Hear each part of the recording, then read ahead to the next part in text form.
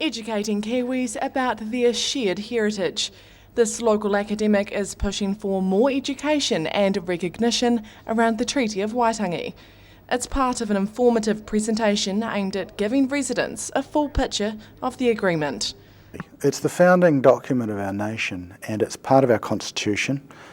It really needs to be understood by everybody because it's everybody's document. It's not a Māori document, it's everybody's document. Brunton headed a public discussion on the Treaty of Waitangi at the Dunedin Public Art Gallery on the weekend.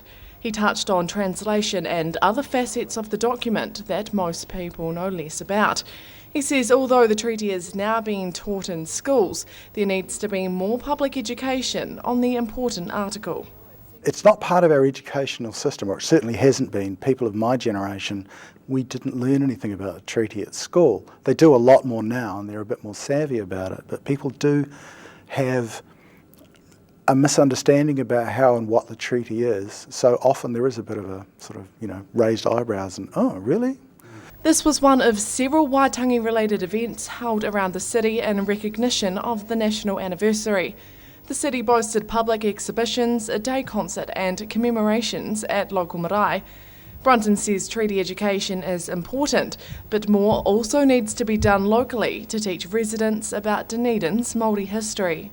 I think there could be a lot more of the recognition of some of the places in and around the city that are of relevance to Māori.